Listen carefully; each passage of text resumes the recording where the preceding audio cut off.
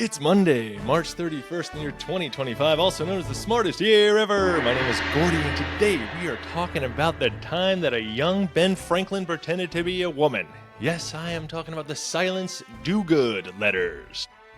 I am currently reading or listening to an audiobook, the biography of Benjamin Franklin. I listen to audiobooks as I sleep, and I kind of just shuffle through a bunch of nonfiction ones that I can kind of sleep to and go in and out and just listen to for a couple months, and I switch it to the next one, or I kind of do a few. And right now I am doing Benjamin Franklin, and it is fascinating. What an interesting person. So I just wanted to share with you a little bit of what I'm learning. So I'll get right into it for you.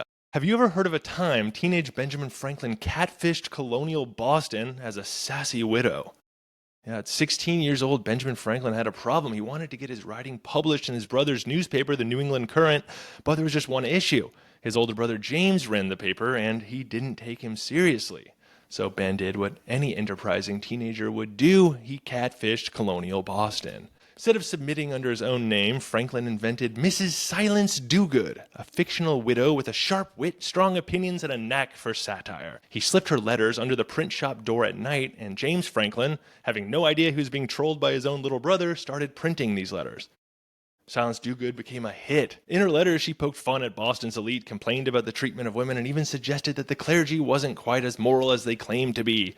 Readers loved her. Some even wrote in proposing marriage. Meanwhile, teenage Ben was just sitting there watching grown men try to woo his imaginary widow. For 6 months, Franklin kept up the act, submitting a total of 14 Silence Dogood letters, but then his brother found out the truth, and instead of being impressed, he was furious.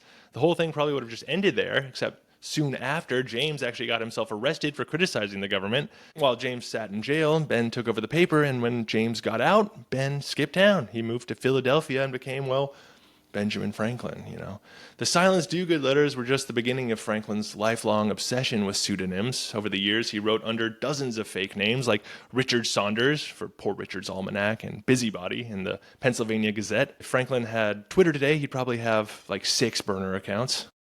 So there you have it. Before Benjamin Franklin was a founding father, a scientist, or a guy with his face on the $100 bill, he was an anonymous teenage satirist pretending to be a snarky widow for clout. Thank you to all my sources, which can be found in the YouTube description. Please leave a comment, rate, share this, subscribe. That's how I grow. It really helps me, so I appreciate it. You don't have to, but if you want to, that'd be cool. At Smartest Year Ever on YouTube, Spotify, and Apple Podcasts. At Smartest Year Ever, TikTok, Instagram, YouTube Shorts, those daily 1-minute clips. Go check it out after you watch this one. Stay curious, stay clever on our quest to become the world's greatest conversationalists. I will see you tomorrow in the Smartest Year Ever.